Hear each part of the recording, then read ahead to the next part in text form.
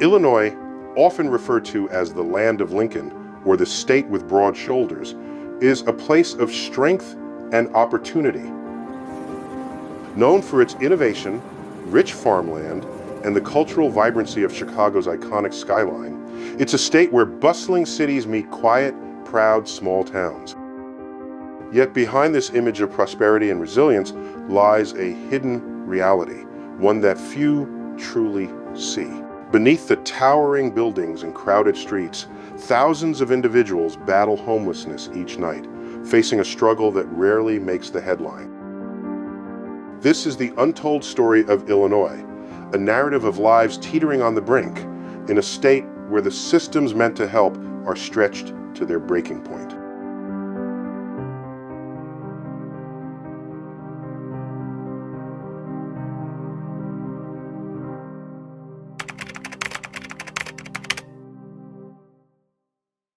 The January 2024 point-in-time report reveals a startling reality. Illinois recorded approximately 25,787 individuals experiencing homelessness, more than double the previous year, a shocking 116% increase. This surge is largely concentrated in Chicago and its surrounding suburbs, where wealth and poverty coexist on the same streets. Families, seniors, veterans, and immigrants make up this growing group, with over 13,800 identified as recent arrivals. Disturbingly, nearly 60% of those without stable housing are Black, highlighting deep-seated inequities that demand urgent attention. Yet, these numbers only scratch the surface. Beneath the statistics lies a complex web of factors: soaring housing costs, shrinking affordable options, policy shifts, and societal challenges that strain local communities. Illinois has about 23,000 beds and housing units for the homeless, but the demand far exceeds the supply, leaving thousands without shelter each night. With budget cuts limiting resources, shelters and outreach programs are operating on the edge.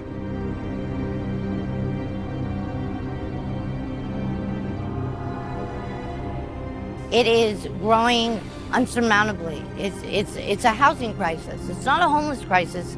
It is a housing crisis. They don't even have a program that helps you prevent becoming homeless.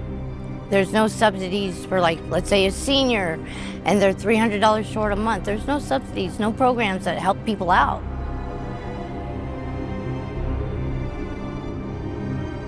These figures offer a glimpse into the scope of the crisis, but do not capture the full picture. What's fueling this rapid increase?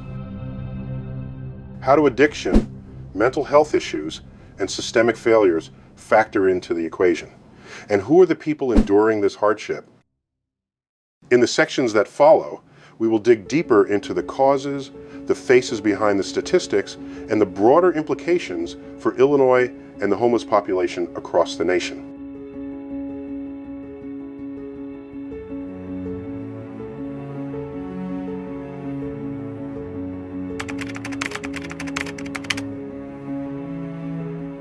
Homelessness is rarely the result of a single cause, but addiction undeniably plays a significant role. Across the U.S., substance abuse is both a cause and a consequence of homelessness, and Illinois is no exception. It's estimated that 30% to 40% of the state's homeless population struggles with drug or alcohol dependency. Among these substances, fentanyl has emerged as the most lethal. A head high, I would say. I mean, it affects your body, but fentanyl really just goes straight to your, your dopamines, the ones that like get you really high, and it hits you so much harder than dope. But I know a lot of people that do real dope too, and they've been on it for like umpteen years. But really, fentanyl is just 10 times stronger. Like, people that do dope can't do fentanyl because they'll die. Yo, boss. Yo. Cheap, potent, and widely accessible, fentanyl has escalated an already dire crisis. Chicago and its surrounding areas have seen a sharp rise in overdoses, many involving people who are already living on the edge.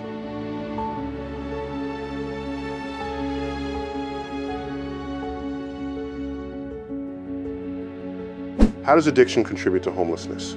Substance abuse erodes a person's foundation, steady jobs are lost, family bonds break, and health issues spiral. Once someone is on the streets, the harsh conditions, cold, danger, stress, fuel an even stronger desire to escape through drugs. In this sense, fentanyl and other opioids don't just cause homelessness, they thrive within it. The result is a vicious cycle. Outreach workers face one of their greatest challenges. How do you offer someone a path out of homelessness when their addiction threatens to take their life at any moment?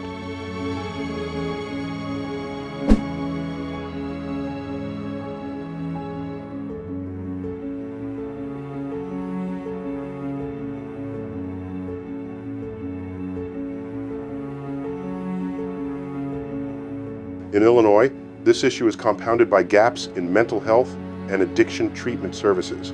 Even when programs exist, they're often overwhelmed or require sobriety before entry, leaving many without help. It's also crucial to recognize that substance abuse doesn't discriminate. Those battling fentanyl addiction come from all walks of life. Some were once middle-class homeowners, others aged out of foster care. Some are veterans, and many carry untreated trauma. What unites them is their vulnerability.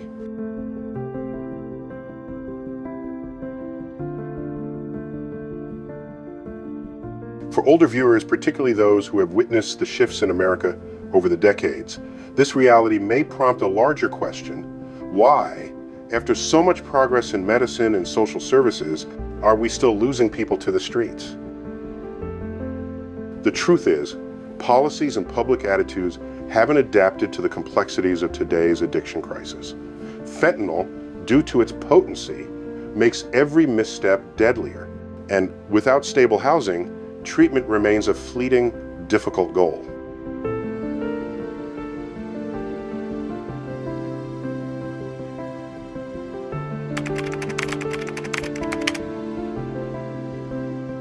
When we discuss homelessness, the conversation often focuses solely on numbers, but behind every statistic is a human story, and in Illinois, those stories are as diverse as the state itself. Take James, for example, a proud Army veteran from Decatur. After years of service, injuries, and chronic pain, his military benefits couldn't cover his needs. The paperwork was slow, the bills kept piling up, and eventually, his savings ran out. His new reality became nights spent in a shelter.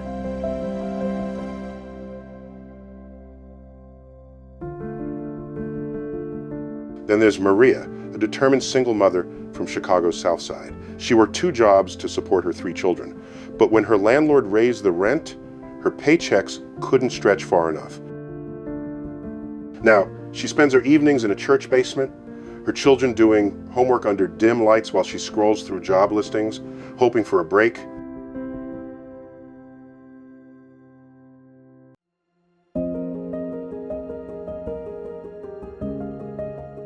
These are just 2 lives among many. Illinois' homeless population also includes retirees drained by medical bills, teenagers aging out of foster care with no place to go, young people rejected by their families for who they are, and immigrants who arrived with hope only to face long wait lists and overcrowded shelters. In Chicago, the influx of newly arrived migrants has added further complexity. Some families arrive with everything they own in a backpack, waiting for a system that moves too slowly to meet their immediate needs. Language barriers, cultural differences, and scarce resources have created tensions, particularly among longtime residents, many of whom are Black and have faced poverty for years, who sometimes feel overlooked as attention shifts to newcomers.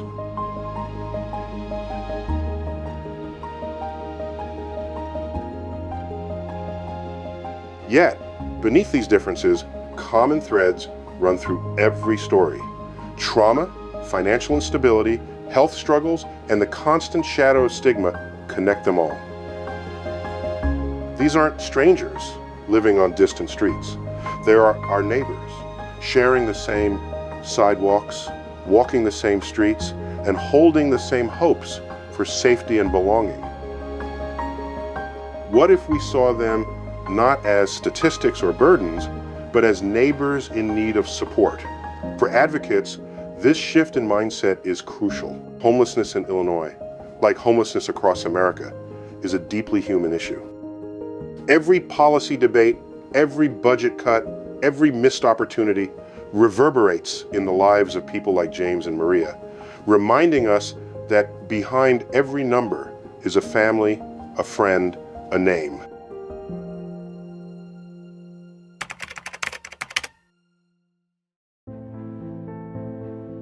To understand why so many people end up without shelter, we must look beyond individual choices to the larger systems designed to protect them. Illinois, like much of the nation, relies on safety nets that are stretched too thin. Housing costs have steadily risen, while affordable apartments have disappeared. The temporary protections put in place during the pandemic, eviction moratoriums and emergency rental aid, provided a brief reprieve. But when these measures expired, thousands were left without a safety net. Families who had managed to stay afloat suddenly faced court dates and lockouts. Even full-time workers discovered that their wages no longer matched the soaring costs of rent and groceries, pushing them ever closer to the edge. The state's shifting economy has only added to the burden. Manufacturing jobs, once a steady source of income, have dwindled, and agriculture, once a cornerstone of the economy, has become increasingly automated. In their place, service sector jobs have emerged, low-wage positions with fewer benefits. For many older viewers, this transformation will sound familiar. What once seemed like a stable future can vanish in an instant. Meanwhile, mental health care has struggled to keep pace. The closure of psychiatric hospitals decades ago left thousands without access to adequate treatment. Those struggling with depression, addiction, or untreated trauma often find it impossible to maintain housing when help is hard to find. How many lives could have been steadier if consistent care had been available? Deeper currents run beneath the surface. Racial disparities are glaring within Illinois' homeless population. Black residents, though a minority, are disproportionately represented, a direct result of historic redlining and decades of disinvestment. Rural areas often lack even basic services, forcing people to rely on food pantries or crash on a friend's couch. Chicago may house the majority of the state's services, but even there, shelters fill up quickly. Homelessness is not just the absence of a roof, it's the consequence of every system meant to catch us when we fall failing to do so. Budget cuts shrink programs, wages stagnate, mental health care remains fragmented, and prejudice endures. And so the question becomes unavoidable. If Illinois, with its resources and history, cannot hold the line, what does that mean for other states? How strong, really, is the safety net that so many of us assume will be there when we fall?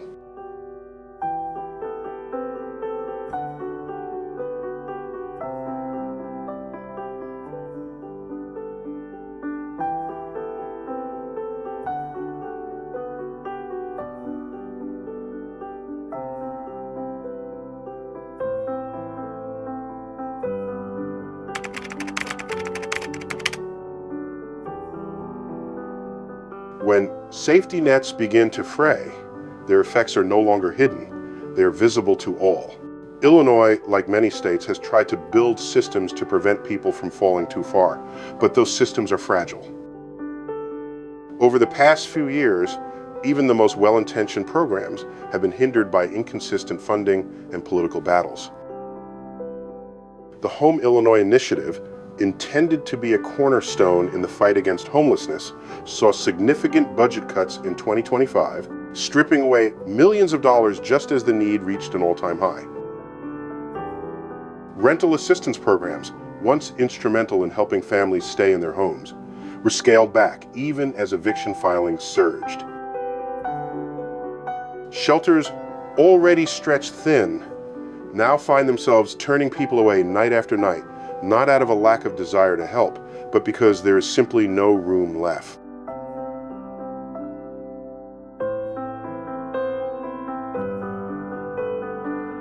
This is the reality when demand overwhelms capacity. For every bed offered, several people are left waiting. For every grant given, dozens of requests go unanswered. Even the strongest laws cannot create more shelter beds. Illinois' Homeless Bill of Rights, a progressive step in providing legal protection for those without homes, ensures they cannot be denied access to public spaces, employment, or services simply because they are homeless. But laws, no matter how well crafted, do not create shelter or provide mental health services. They cannot replace the comfort of a safe space or the stability that comes with a permanent address. Amid these gaps, nonprofits, faith-based organizations, and community groups have become essential lifelines. These groups operate food pantries, build temporary housing, and offer outreach services on shoestring budgets. Volunteers drive hours to deliver blankets or staff small-town shelters. But in rural areas, these resources are scarce, often reduced to a church basement or a few dedicated individuals trying to meet an overwhelming need. In cities, the demand can feel endless, with outreach teams running out of supplies long before the lines of people do. The core issue is not a lack of compassion, but a lack of capacity. The question for Illinois, and for anyone watching, is simple yet urgent. Can good intentions survive when resources are dwindling and the crisis is expanding? Without significant investment and a coordinated, sustained effort, even the strongest safety nets will continue to unravel one thread at a time.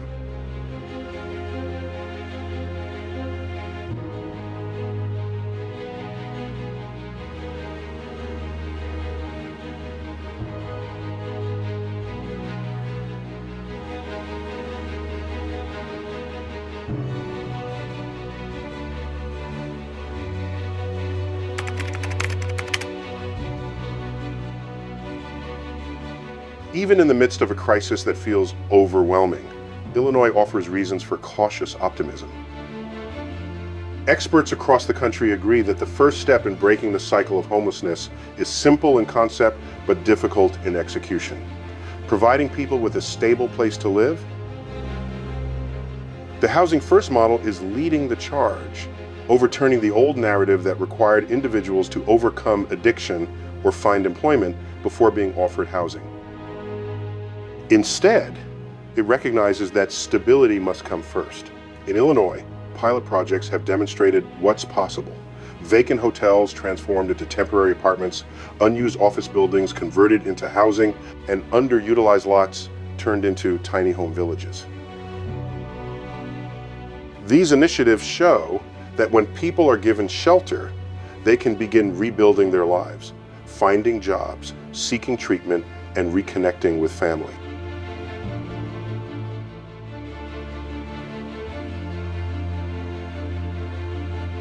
But Housing First is just one piece of the puzzle. Policy change must follow. Illinois needs zoning reforms that make it easier to build affordable multifamily housing. It must expand rental assistance programs to help tenants stay in their homes even when an unexpected bill threatens to push them out. Investment in permanent supportive housing, which pairs shelter with social services, can provide long-term solutions for those who need the most support. Equally important is confronting the mental health and addiction crises head-on. This means funding more treatment beds, improving access to counseling, and integrating services so no one gets lost in the gaps. Education, job training, and childcare support are also vital, helping to prevent homelessness by giving families the tools to stay afloat.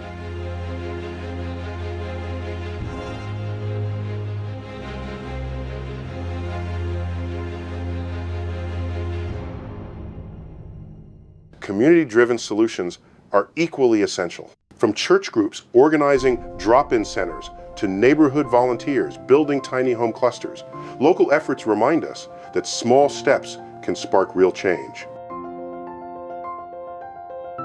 Rural towns are experimenting with shared housing programs, while cities are partnering with private developers to repurpose idle property. Each of these initiatives, while varying in scale, contributes to a larger movement, meeting people where they are and offering them a path forward.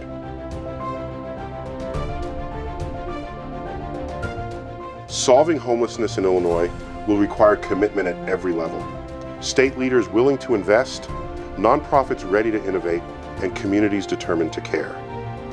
As we consider homelessness in America, Illinois stands as both a warning and an inspiration.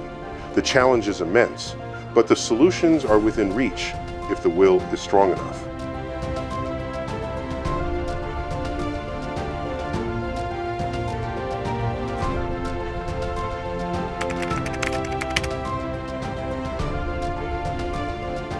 Where do we go from here? That's the question Illinois forces us to confront. And it's not a question for policymakers or advocates alone. It's one for all of us. The issue is not whether homelessness is someone else's problem. It's whether we believe that having a safe place to live is a basic right or merely a privilege. If we choose the former, then action must follow. Supporting local shelters, donating to food and housing programs, volunteering with outreach organizations, or using our voices to push for policy change, these are all ways we can make a meaningful impact. Small acts of care, multiplied across communities, can keep a family in their home, offer a bed to a veteran, or protect a teenager from spending another night on the streets.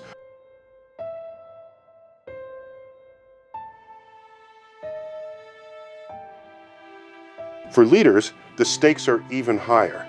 Every dollar withheld from housing programs today will cost far more tomorrow in emergency services, public safety, and lost human potential. The tents under bridges and the people lining up outside shelters are not invisible. They are living reminders of choices deferred and priorities misplaced. Illinois, with its diverse economy and significant resources, has seen homelessness grow at an alarming rate. If this can happen here, what does it mean for regions with fewer resources and weaker safety nets?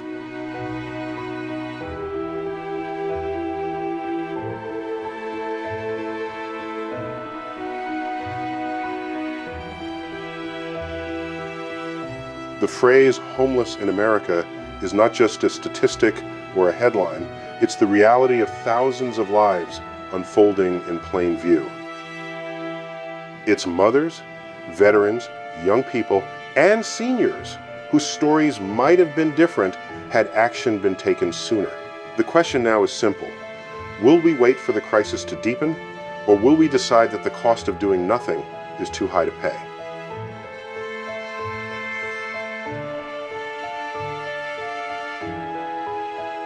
Conclusion.